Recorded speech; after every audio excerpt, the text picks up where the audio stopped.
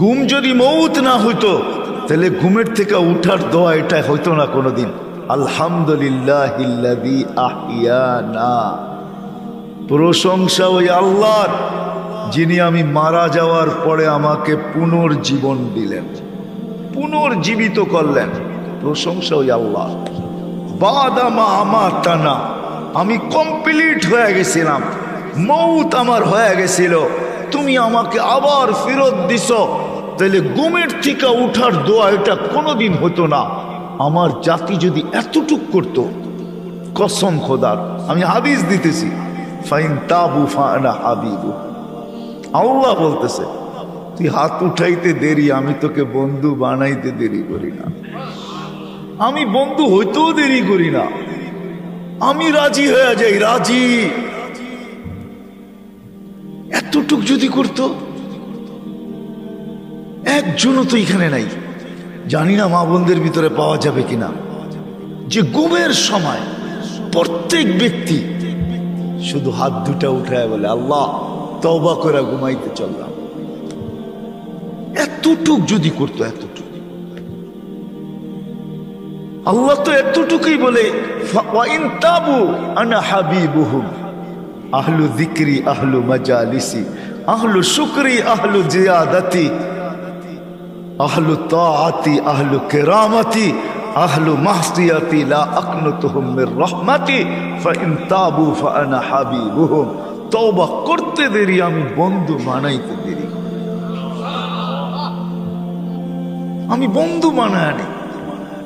এই উম্মতের জন্য তো ছিল, হায় হায় এই উম্মত যদি গুনাহ করো আল্লাহ বইলা চিৎকার দেয়, আল্লাহ বইলা গুনাহ করছে আর কইরার সাথে সাথে আল্লাহ বইলা চিৎকার দিছে, আল্লাহ কি করলাম, হায় হায় আল্লাহ জবাব দেয় আলিমা আবদি আন্না লাহু রব্বা, বান্দা জানলো একজন রব আছে।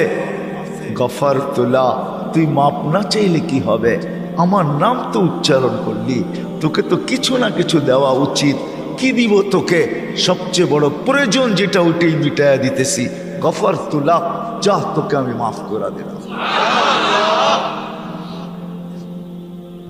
আমার জাতি যদি এতটুকু করতো, একজনও তো পেলাম না যে আমি ঘুমের সময় তওবা করে ঘুমাইতে অভ্যস্ত, একজনও তো নাই, না যুবক না বৃদ্ধ। আল্লাহ ছোট জীবনটা দিয়া চায় আমরা যেন আল্লাহকে রাজি করি, আর আল্লাহকে রাজি করা বড় সহজ। অন্যের জন্য কিরকম আমি জানি না, কিন্তু এই উম্মতের জন্য বড় সহজ। আমি একটা হাদিস দিতেছি, হাদিসে কুদসি, আল্লাহর বাণী। এই উম্মত যখন ভাবে আর নিজেকে ভাবতে থাকে যে আমি বুঝি জাহান্নামী হয়ে গেলাম, আমার মনে হয় জান্নাত পাওয়া যাবে না, জাহান্নামী মনে হয় আমার ঠিকানা, এই ভাবনা ভাবতে দেরি, আল্লাহ চিৎকার দিতে দেরি করেন না। ফালাম্মা তায়াক্কানতা বিল বাওয়ার ওয়া যানানতা আন্নাকা মিন আহলিন নার মানাহতু ইলাইকা রিদওয়ানি ওয়াল্লাইতু ইলাইকা গুফরানি কুলতু লাকা লা তাহজান গফারতু লাকা যুনুবা ওয়াল আওসার ওয়া লিআজলিকা সাম্মাইতু নাফসি আল আজিজুল গফফার।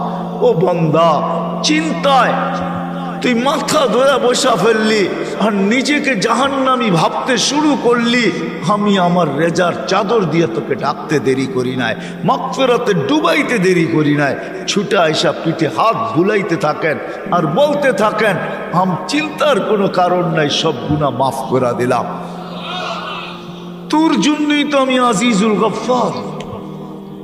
আমার জাতি যদি এতটুকু করতো, উদ্দেশ্য তো আল্লাহকে রাজি করা, এই ছোট জীবনটার বিনিময়ে আর কিচ্ছু না।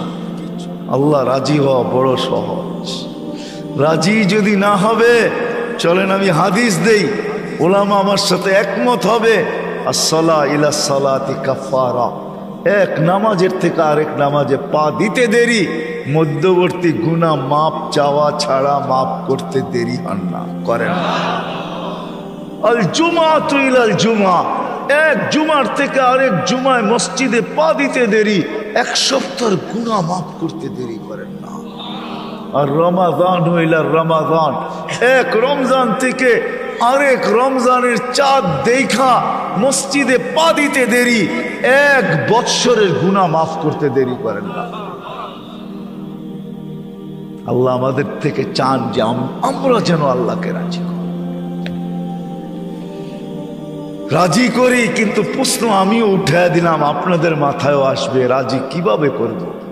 এই জন্যই তো আল্লাহ রসুল সাল্লাল্লাহু আলাইহি ওয়াসাল্লাম প্রত্যেক মানুষের জন্য ভিন্ন ভিন্নভাবে আদর্শ হয়ে আসছেন। নারীর জন্য আলাদা আদর্শ, যুবকের জন্য আলাদা আদর্শ, গরিবের জন্য আলাদা আদর্শ, প্রত্যেকের জন্য আদর্শ হয়ে আসছেন।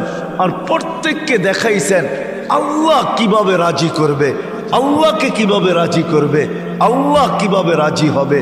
সবাইকে দেখাইছেন, রাস্তা দেখাইছেন যে আল্লাহ কিভাবে রাজি হবে। আর আল্লাহ যখন রাজি হয় না, ও মেরে দোস্ত সত্য, আজকে আমাদের কাছে সব আছে, সব আছে। যদিও নামটা চেঞ্জ হয় নাই, বালুর চর বলবে, মানুষ ভাববে এখানে খালি বালু আর বালু, মানুষ হবে না এখানে, ঠিক না? মনে হয় রাগ হয়ে গেলেন? জায়গার নাম কি? বালুচর না? মানুষ কি ভাববে? শাব্দিক অর্থ দেখলে বালু আর বালু, এখানে কোনো মানুষ কিচ্ছু নাই। কিন্তু এইখানের বাড়িগুলার ভিতরেও দেখলে দেখবেন কোনো জিনিসের অভাব নেই। এমনও বাড়ি আছে বড় বড় শোরুম পর্যন্ত, ওকে দেখলে লজ্জা পাবে, বলবে এত মাল তো আমার কাছেও নেই। রাগ হয়ে গেলেন? হ্যাঁ হ্যাঁ, সব আছে, সব আছে, কিন্তু আল্লাহকে রাজি করতে পারি না বিদায় আমাদের কারো জীবনে সুখ নাই, শান্তি নাই, সুখ নাই। যার আছে সেও সুখী না, যার ঘরে নাই সেও সুখী না। যার ঘরে কিছু নাই সে তো সুখী না বুঝে আসে, সে পাওয়ার জন্য সুখী না, পাওয়ার জন্য ছুটতেছে। যার ঘরে আছে সেও সুখী না। কেউ আমাদের সমাজে সুখী না। কারণ কি জানেন? না কোনো ব্যক্তি সুখী, না কোনো সম্পর্ক সুখী, না কোনো ঘর সুখী, না কোনো ফ্যামিলি সুখী, না কোনো পরিবার সুখী। আমরা কেউ সুখী না। কারণ কি? কেন সুখী না? কোনো ব্যক্তিও সুখী না। কেউ বলতে পারবে না আই এম হ্যাপি, আমি সুখী। হ্যাঁ, হ্যাপি শুধু কেকে লেখা আছে, কেক হ্যাপি আমি মানি, কেকে লেখা আছে হ্যাপি, ঠিক না? কেকটাই শুধু হ্যাপি, আমরা হ্যাপি না, আমরা সুখী না। কোনো ব্যক্তি সুখী না, কোনো সম্পর্ক সুখী না। বলুক এখানের কোনো যুবক হাত উঠায়া যে আমি মা বাবা নিয়ে সুখী, সত্য করে বলুক।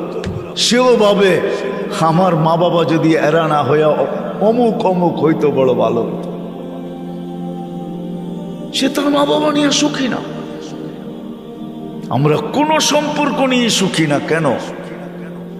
অথচ সাহাবায়ে কেরাম তো এক কাপড়ে সুখী ছিলেন, মাসের পর মাস চুলা জ্বলে নাই তারপরে সুখী, মাসের পর মাস চুলা জ্বলে নাই তারপরে সুখী,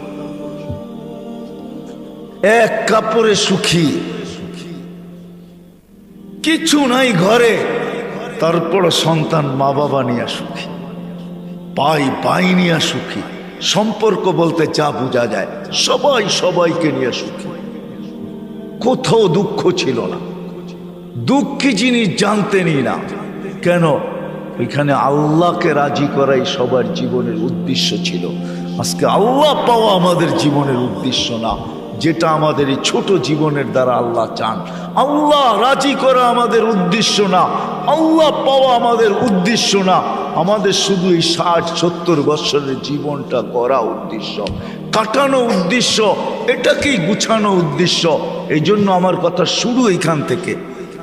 আল্লাহ করুক, বুঝে আসুক আমাদের এই ছোট জীবনটা দিয়া। আল্লাহ আমাদের কাছ থেকে চান আমরা যেন আল্লাহকে রাজি করি। গরিব যেন দারিদ্রতার ভিতরে রাজি করেন, নারী যেন নারীত্বের ভিতরে, পুরুষ যেমন পুরুষত্বের ভিতরে, যুবক যেন যৌবনের ভিতরে। চলেন একটা একটা করে দেখি আল্লাহ কি দিবে। যুবক যদি যৌবন অবস্থায় আল্লাহকে রাজি করলো, কসম খোদার, আল্লাহ ওই যুবককে দেখেন আর ফেরেশতাদেরকে দেখায়া বলেন, হাদা আবদি হাক্কা, এই যুবক আমার পারফেক্ট বান্দা, ইন্নি উবাহি বিহিল মালাইকা। ও যুবক, ও ফেরেশতা, তোমাদের উপর আমি এই যুবককে নিয়ে গর্ব করি, গৌরব করি। কি দিবেন এই যুবককে আপনি? কি দিবেন? শুধু এইখানেই শেষ না। আল্লাহ বলে, যুবক, তোর জন্য আরশের নিচের ছায়া অপেক্ষা করতেছেন।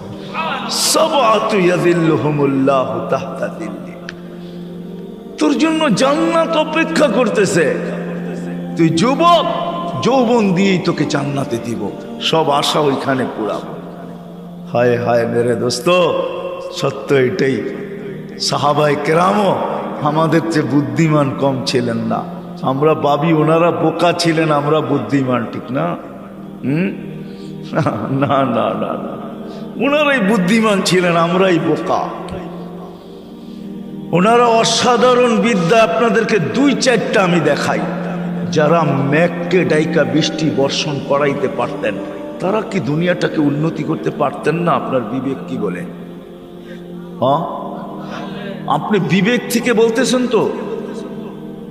যারা মেঘকে ডাইকা বৃষ্টি বর্ষণ করাইতে পারতেন, তাদের ইচ্ছা মতো বর্ষিত হতো, তারা কি দুনিয়াটাকে বানাইতে পারতেন না? হ্যাঁ হ্যাঁ, যারা হাতের ইশারায় অগ্নিগিরিকে পাহাড়ে আবদ্ধ করতে পারতেন, যাদের ইশারা অগ্নিগিরি মানতে বাধ্য, তারা কি দুনিয়াটাকে উন্নত করতে পারতেন না? যারা 3000 কিলোমিটার দূর, উইদাউট 3000 কিলোমিটার দূর, উইদাউট কোনো টেকনোলজি ছাড়া, ইথারকে অধীন করে, ইথারকে অধীন করে কথাকে পৌঁছাইতে পারতেন, ছবিকে পৌঁছাইতে পারতেন, দেখাইতে পারতেন, ওরা কি দুনিয়াটা উন্নত করতে পারতেন না? আমি তো এই পাহাড় এখনো চিনি, যার পাহাড় সমান সাইনবোর্ড লাগানো আছে, বন্দর আব্বাস, ইরানের শহর, যেটা মদিনা মুনাওয়ারার থেকে 3000 কিলোমিটার দূরে। আমিরুল মুমিনিন জুমার দিন মেম্বরে দাঁড়ায়া সেনাপতিকে বলতেছে, এই পাহাড়টা আগে সামলা। ওটা তো এখনো রাখা আছে। চলেন আমি আপনাকে দেখায় নিয়ে আসবো। যারা টোকা দিলে ভূমিকম্প ভাগতে বাধ্য হইত, যারা চিঠি দিলে দরিয়ায় নীল পানি আজও ছাড়তে বাধ্য। আমি তো একবার না 6 বার যেয়ে দেখা আসছি। যারা সমুদ্রের উপরে স্থলের মতো ঘোড়া দৌড়াইতে পারত, 27 কিলোমিটার দৌড়ায় যারা বাহরাইন স্বাধীন করছেন, 27 কিলোমিটার ঘোড়ার উপরে চলে। যারা আটলান্টিকের উপরে ঘোড়া চালাইতে প্রস্তুত ছিলেন, নাইলে উকবা বিন নাফে, যার কবর আমি টিউনিসিয়া দেখা আসছি, উনি আটলান্টিকের পাড়ে যায় বলতেছে, বল ওই পারে কোনো মানুষ আছে কিনা, যদি থাকে এই সমুদ্র আমার জন্য বাধা না, আমি তো এর পিঠেও ঘোড়া চালায় চলে যাব। অথচ প্লেনে পার হইতে লাগে 8 ঘন্টা। ক্যাসেবলঙ্কা টু নিউ ইয়র্ক আমি দুইবার গেছি। মরক্কো, ক্যাসেবলঙ্কা টু নিউ ইয়র্ক 8 ঘন্টা টানা ফ্লাইট। এই পারের থেকে ওঠে ওই পারে নামে 8 ঘন্টা কন্টিনিউ চলে। আমি তো কোনো মিডিয়ার কথা বলতেছি না, পেপারের কথা বলতেছি না, আমি তো চোখে দেখার কথা বলতেছি। আমি 2 বার গেছি ক্যাসেবলঙ্কা, মরক্কো আমি 2 বার গেছি। ওই জায়গা আমার চোখে আমি 2 বার দেখছি, যেখানে এখনো মিনার বানানো আছে, 2টা লেখা আছে এটা ওই জায়গা যেখান দিয়া উকবা বিন নাফে রাদিয়াল্লাহু তাআলা আনহু আটলান্টিক ঘোড়া দিয়া পার হইতে চাইছিলেন। এখনো লেখা আছে, আরবিতে, ইংলিশে লেখা আছে। চলেন আমার লগে দেখায় দেখি। আল্লাহ পাওয়া আমাদের এই জীবনের উদ্দেশ্য। আর আল্লাহ এটাই বলতেছে, ওয়াজাত্তানি ওয়াজাত্তা কুল্লা শাই, আমাকে পাইলে সব পাওয়া যাবে। ফুত্তানি ফাতাকা কুল্লা শাই, আমাকে না পাইলে কিছুই পাবে না। গর্ত থাকবে, বাড়ি তো থাকবে, টাকা তো থাকবে, পয়সা তো থাকবে, সবকিছু থাকবে, কিন্তু সব জায়গায় শুধু শূন্য শূন্য শূন্য শূন্য শূন্য। আমার মনে আছে 2019-এ আমি ইংল্যান্ডের এক সিঙ্গারের সাথে আমি সময় লাগাইছি, তার নাম ইউসুফ। আগে কি নাম ছিল আমার জানা নাই, ইংলিশ নাম তো, অনেক বিদঘুটে নাম হয় ওদের।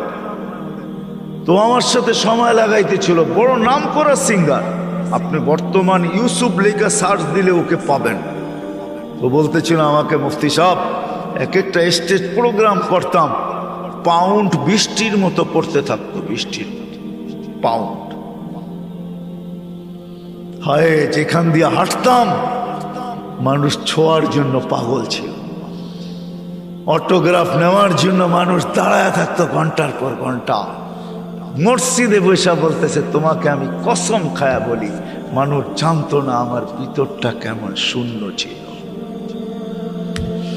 আমার ভিতরটা শূন্য ছিল, এক অশান্তির আগুন আমার ভিতরে জ্বলতেছিল, কেউ জানতো না। সবাই ভাবতো আমি বড় সেলিব্রিটি, কিন্তু আমি জানতাম আমি কে। কিন্তু যেদিন কলেমা পড়ছি, আমার শূন্যতাটা দূর হয়ে গেছে, ভিতরের আগুনের পাহাড়টা যেন কে নিভায়া দিছে। আজকে আমি মসজিদের পার্টিতে যেই মজা পাই, ওই মজা আমার সেলিব্রিটি থাকা অবস্থায় ছিল। আমি তো দুনিয়া ঘুরে আপনাদেরকে বুঝাইতে চাই। আপনি এখনো সার্চ দিলে পাবেন সে বেঁচে আছে। আমি এরকম হাজারো সেলিব্রিটি চিনি দুনিয়াতে। আল্লাহ আমাকে ঘুরায়, চিনি, আমি স্বীকার করে আমার কাছে। এই জন্যই আপনাদের পায়ে ধরতেছি, আল্লাহকে রাজি। আল্লাহর ওয়াদা, ওয়াজাত্তানি ওয়াজাত্তা কুল্লা শাই। শুধু আখেরাত না, দুনিয়া তোকে পাওয়ায় দিব। এই জন্য তো বললাম, এক কাপড়ে সুখী। স্বামী স্ত্রীর গালে, স্ত্রী স্বামীর গালে চিমটি কাটতেছে আর হাসতেছে আর বলতেছে, আমি কিন্তু জান্নাতি, ফুর্তি জান্নাতে। স্বামী বলতেছে, কি করে তুই জান্নাতি? আমি সবর করতেছি। আল্লাহ আল্লাহ রসুলের ওয়াদা, সবরের বদলা জান্নাত। আমি তোমার কাছে কোনো অভিযোগও রাখি নাই, চাহিদাও রাখি নাই। আমি চাহিদাও রাখবো না, অভিযোগও করব না। আমি ঠাইনা নিছি, সবর করব, 60-70 বৎসরিত করব। কোনো দিন তোমার কাছে চাহিদা রাখি নাই। যতদিন বেঁচে থাকবো আর চাহিদা রাখবো না, পাওয়ার জন্য কোনো চাহিদা রাখবো না। না পাবো কোনো অভিযোগ করব না, সবর করব। আমি জান্নাত পাইতে চাই, ফুর্তি চিরদিন ওইখানে করব। তো স্বামী স্ত্রীর গালে চিমটে কেটে কয়, পাগলি আমিও জান্নাতি। কি কইরা? তুই জানিস না, তোর মতো স্ত্রী পায়া ডেলি আমি শতবার শুকরিয়া আদায় করি, শুকরিয়ার বদলাও আমার মালিক বলছে জান্নাত। দুইজনে ফুর্তি জান্নাতে করব একসাথে, এক কাপড়ে সুখী, এক কাপড়ে সুখী, এক কাপড়ে সুখী। সন্তান ওই পর্যন্ত ঘুমায় না যতক্ষণ পর্যন্ত মা বাবার পাও টিপা না ঘুম পড়ায়, ততক্ষণ পর্যন্ত সন্তান ঘুমায় না। মাঝে মাঝে, আরে সাধারণ সন্তান তো সাধারণ সন্তান, সাফির মতো সন্তান রহমতুল্লাহ আলাই মাকে পাও টিপা টিপা ঘুম পড়াইতেছেন, আর মাঝে মাঝে তালুটা উঠায়া চুমা দিতেছেন। মা কাইপা উঠতেছে, বেটা কি করিস? কিচ্ছু করি না, আমার জান্নাতে চুমা দিয়া স্বাদ নিতেছি। সন্তান ওই পর্যন্ত ঘুমাবে না যত পর্যন্ত বাবা আবার পাও টিপা ঘুম না পড়াবে। সত্য এটাই, এটার নামই সুখ, এটার নামই সুখ। সুখ এটার নামে, সব সম্পর্কে সুখ। হায় হায় হায়, সব অবস্থায় সুখ। আল্লাহ বলে, ওয়াজাত্তানি ওয়াজাত্তা কুল্লা শাই। আমাকে রাজি করে দেখ না, সব তোর বানায় দিব। তাহলে বলবেন, সাহাবা এত গরিব কেন জীবন কাটাইলো? ওদেরকে দিতে চাইছেন আল্লাহ, ওনারা নিতে চান নাই। ওনারা বলছে 60-70 বছরের জন্য নিয়ে আর লাভটা কি? আপনারাও তো মাঝে মাঝে বলেন যে এয়ারপোর্টে বিরিয়ানি নিয়ে কি লাভ, কতক্ষণ আর বসে থাকবো? সামান্য কিছু দিয়া দাও, প্লেনে উঠা তারপরে যা মিলবে তা খাবে। ওইখানে তোর বড় টিফিনকারী কালিয়া কুত্তা নিয়ে যান না, যান। চেয়ারম্যান সাহেব গেলেও যেতে পারে, ঠিক না? চেয়ারম্যান মানুষ, কি বলেন, ঠিক না? হ্যাঁ, ওনারা ভাবতেন দুনিয়া 60-70 বৎসর থাকবো এখানে, পাইলেই কি না পাইলেই কি। আমরা তো ভাবি দুনিয়ায় না পাইলে আর পাবো তো পাবো কোথায়, ঠিক না?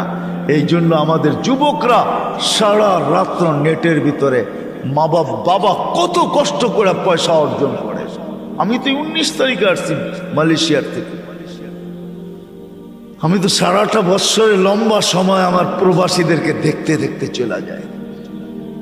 ওদের সাথে আমার বড় ইয়ারি, বড় দোস্তি, ওদের বড় কান্না আমার এখানে রাখা আছে। আমিও কাঁদি মাঝে মাঝে, ওদের কষ্ট দেখলে আমার চোখে কান্না আসে।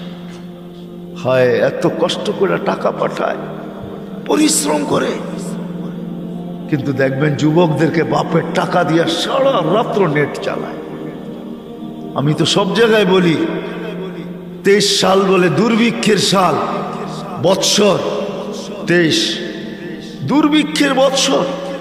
আমার জাতি যদি শুধু নেটের পয়সাগুলা জমা রাখতো, ইন্টারনেটে যা ব্যবহার করে আমাদের যুবক যুবতীরা, প্রত্যেক বাড়ির ডিশের যে পয়সাগুলা কি ফাও দেওয়া যায় লাগায়, কত মাসে বিল, এখন ডিশের বিল কত? এই পয়সাগুলা যদি জমা রাখতো 1 বৎসরের, তাহলে আমার মনে হয় কসম খোদার দুর্ভিক্ষ এরকম 5 বার আসলো মনে হয় দেশে কোনো অভাব হতো না।